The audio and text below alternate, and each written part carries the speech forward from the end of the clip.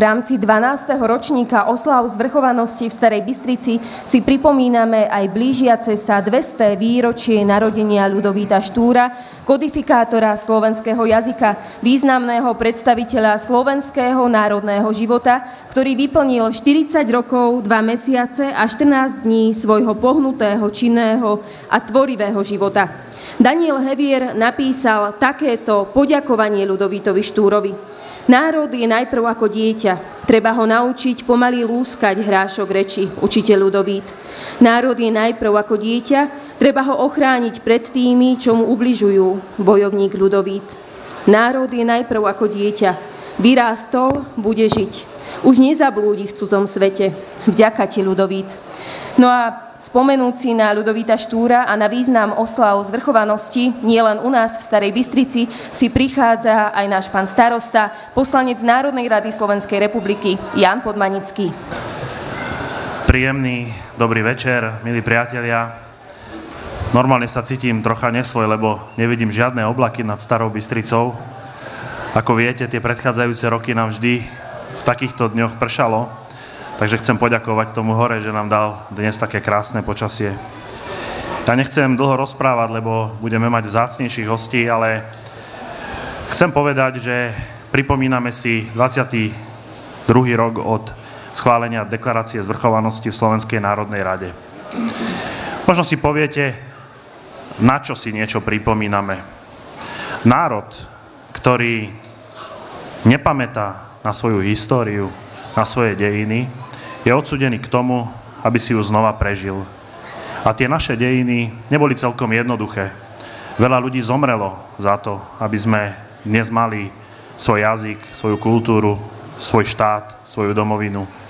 Veľa ľudí bolo odvlečených od svojich rodín, malé deti, ktoré systematicky odnárodňovali. Veľa ľudí strávilo veľa času vo väzení. Ľudovít Štúr, na ktorého si spomíname, so ostatnými štúrovcami boli naháňaní maďarskou políciou a mnohí títo naši velikáni obetovali svoje životy za to, aby sme my dnes mali svoju reč, svoju kultúru, svoje písmo, to, čo sme dostali od našich mám a od našich otcov. Takže preto si pripomíname tieto naše dejiny, týchto našich dejateľov, aby sme nemuseli svoje dejiny prežiť znova. Ja som veľmi rád, milí priatelia, že spolu s nami prišli osláviť výročie deklarácie zvrchovanosti slovenského národa naši vzácni hostia, ktorých pozývam k sebe na pódium.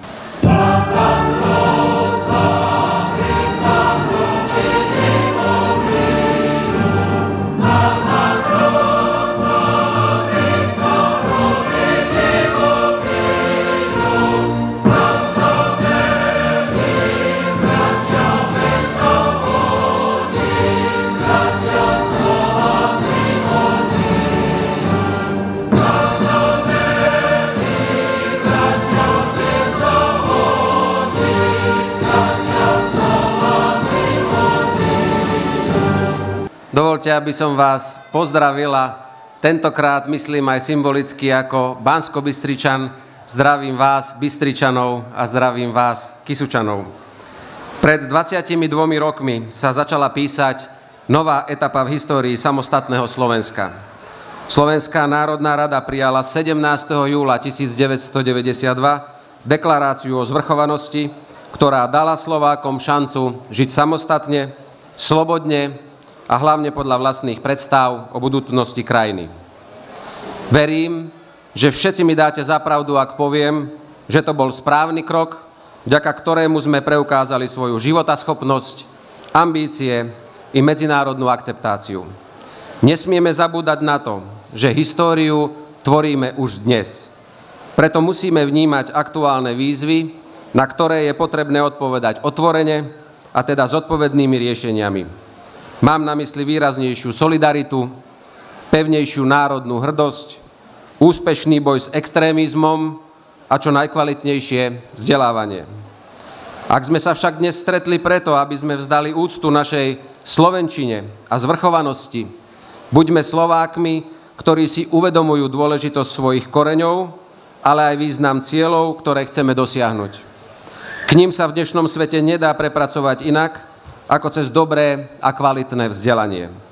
A to od materských či základných škôl cez gymnázia a odborné školy až po univerzity. Viem, že táto otázka nie je dôležitá iba pre mňa ako ministra školstva, je dôležitá pre celú našu krajinu a pre jej budúcnosť. Blížiace sa 200. výročie narodenia Ľudovíta Štúra, ktorého pripomenutie je súčasťou dnešného podujatia, a boj Štúrovcov za národnú identitu, štátnu suverenitu, ale aj za občianske a sociálne práva, nám všetkým dáva silu a podporu v našom spoločnom úsilí o lepšie Slovensko. Za mladú krajinu, ktorá má vďaka šikovným ľuďom a veľkému potenciálu všetky predpoklady na to, aby sme boli úspešní, dynamickí a hlavne solidárni. Milí Starobystričania, milí Kysučania, vážení hostia, dovoľte, aby som vám naozaj úprimne a od srdca poďakoval za organizáciu dnešných oslav. Ďakujem vám za vašu prácu a vaše pozvanie sem do Starej Bystrice som prijal naozaj s veľkou radosťou a vážim si, že dnes večer môžem tu byť medzi vami. Pekný večer. Ďakujeme, pán minister, my si vážime rovnako, že ste tu s nami. No a prihovorí sa nám aj predseda Žilinského samosprávneho kraja, pán Juraj Blanár. Milí moji Starobystričania, dovolte, aby som vás takto familiárne oslovil, pretože sa cítim u vás ako doma. Ale chcem pozdraviť aj všetkých ostatných. Tí, čo ste prišli z blízka aj z ďaleka. Vítajte tu. My, zvolená Slovenská národná rada, slávnostne vyhlasujeme, že 1000-ročné úsilie slovenského národa sa dovršilo. Takto začína text zvrchovanosti, ktorá zaznela pred 22 rokmi v Slovenskej národnej rade. A za tým všetkým musíme vidieť množstvo ľudí, množstvo osudov, tak ako to spomínal pán starosta na začiatku. Od Cyrila Metoda, cez Štúrovcov, Mojzesovcov, ale až po Alexandra Dubčeka, ktorého si treba rovnako pripomenúť. Lebo aj s ním, aj s jeho dobou je spojená história vašej obce. Pretože lipa, ktorá tam rastie, v aleji, ktorú opäť obnovil pán starosta, bola práve zasadená vtedy, kedy presadili, že opäť, alebo konečne bola federácia v rámci Československa ustanovená. Na týchto všetkých by sme mali myslieť. Ale myslíme aj na to, že je potrebné si to pripomínať každý rok. Ja som čítal množstvo článkov o dnešných oslavách a vo väčšine boli negatívne. Že nikto si to nepripomína a že to nikoho neoslovilo. Ja si myslím, že to nie je pravda. A vy ste toho dôkazom. Stará Bystrica a mnoho ďalších obcí, ktoré možno ušli novinárom z pera, nevšimli si to, si zvrchovanosť pripomína tak, ako sa patrí. Tak nech odtiaľto zo Starej Bystrice zaznie do celého Slovenska, že máme zvrchovanosť a že si ju vážime. Pekný večer prajem. Ďakujem, pán predseda. Poprosím o príhovor aj pána Pavla Holeštiaka. Je mi cťou, že to môže byť medzi vami a skutočne chvála Bohu, že neprší. Zvrchovanosť je dar. Zvrchovanosťou to všetko začalo a to, že Slovensko je úspešné a zaslúžilo si byť na mape Európy a mape sveta, je fakt. História dala za pravdu tým odvážnym, ktorí začiatkom 90. rokov to presadili. Kysuce nespali, pretože v septembri 1991 vznikla iniciatíva za zvrchované Slovensko v Čaci, vtedy boli ešte Kysuce, obidva okresy spolu a som rád, že sme tu dvaja z tých, ktorí sme boli signatári a je toho dôkazom aj bronzová pamätná tabuľa na Palarikovej ulici v Čaci, ktorú odhaľoval súčasný žilinský župan Juraj Blanár. To, že dnes vidíme na Tour de France Petra Sagana a má pri tom mene nejakú vlajku, to, že naši hokejisti viackrát predbehli našich západných bratov a v rôzne iné národy, väčšie, staršie, ktoré majú štátnosť 300, 500, 900 rokov, je krásne. A preto to stalo za to, že sme Slovensko samo sebou, že nie sme nejaký prívesok. Priatelia, ďakujme si a buďme hrdí a poďme spolu dopredu.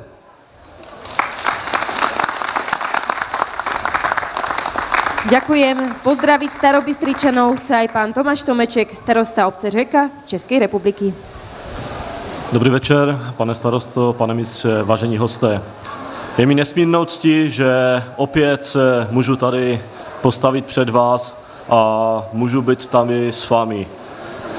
Tak jak tady byla vzpomenuta lípa, mnozí z vás víte, že obec Řeka má ve znaku lípu.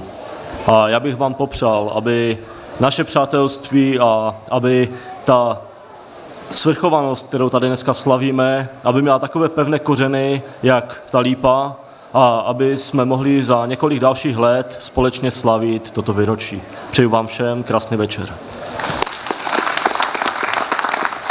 Ďakujeme. Pozdrav odovzdá aj pán Stanislav Bartoš, starosta obce Široké.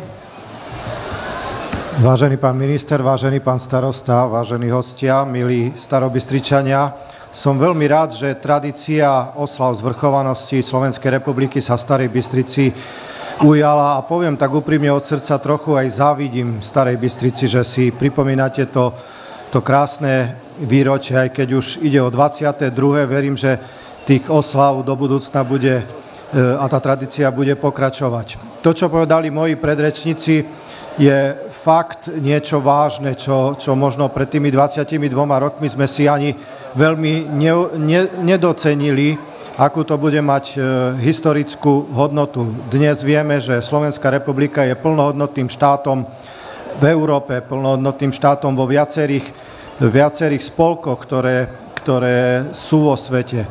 A preto to všetko malo význam a ja sa veľmi teším, že to dopadlo tak, ako dopadlo a že Slovensko je na tej správnej ceste. K tomu si dnes môžeme všetci gratulovať. A ja gratulujem vám, že ste prišli na toto krásne podujatie. Nech sa vám darí. Teším sa s vami. Ďakujem. No a pár slov aj od pána Miroslava Kundríka, generálneho riaditeľa spoločnosti SEVAK. Dovolte mi, aby som v mene spoločnosti Severoslovenskej vodárne a kanalizácie akciová spoločnosť Žilina vás srdečne pozdravil pri tejto príležitosti. A je to spoločnosť, ktorá toto podujatie každoročne podporuje. Som rád, a chcem poďakovať pánovi starostovi, že ma pozval, lebo som tu prvýkrát. Chcem vyjadriť presvedčenie, že sa tu budete cítiť dobre a že vátru, ktorú za chvíľku podpálime, ktorá bude tu na vršku pekne horieť, že oteplí naše srdcia a že posilní našu národnú hrdosť. Prajem vám príjemný večer a ďakujem. Ďakujem. A ďakujem ešte raz všetkým pánom, nech sa páči, môžete zísť z pódia. No a ešte na záver, predtým ako prejdeme k našej vatre, nám zaznie spoločná pieseň našich miestnych folklórnych zoskupení, taká naša pomyselná hymna Bystrická Večerné zorničky. Večerné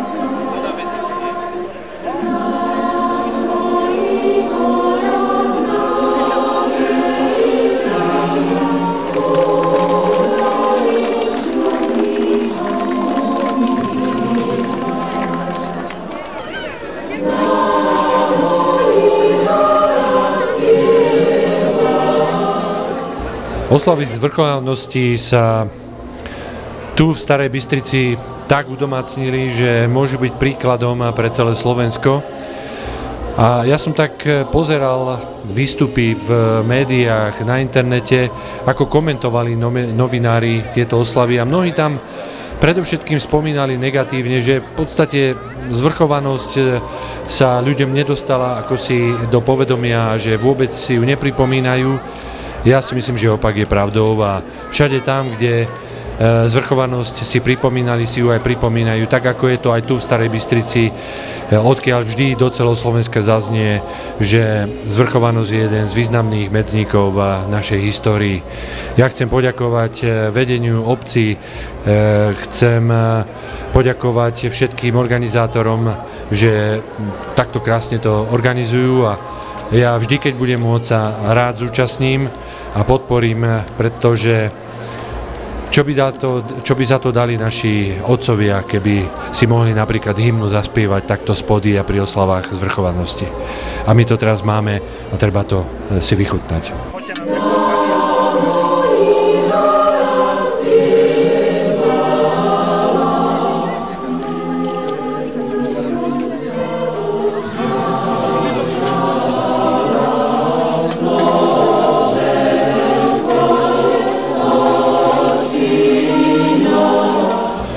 V tomto roku sme už 12. krát organizovali oslavy zvrchovanosti Slovenskej republiky a myslím, že tento ročník patrí medzi najúspešnejšie, pretože aj vďaka Pánu Bohu sme mali naozaj tento rok veľmi dobré počasie a myslím si, že aj počet návštevníkov a divákov je rekordný, takže ja si myslím, že je to vydarené podujatie a je to skvelá príležitosť na takýchto podujatiach si pripomínať významné historické okamihy v dejinách nášho národa, lebo národ, ktorý zabúda na svoje dejiny, je nútený opätovne ich prežiť.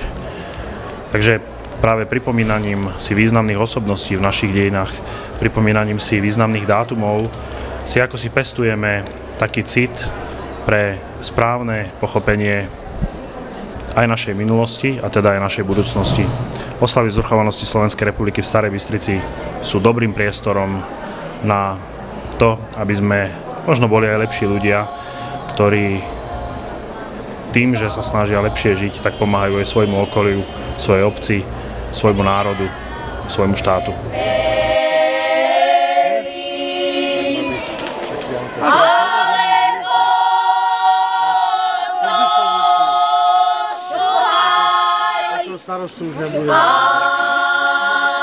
Alebo to šuhaj,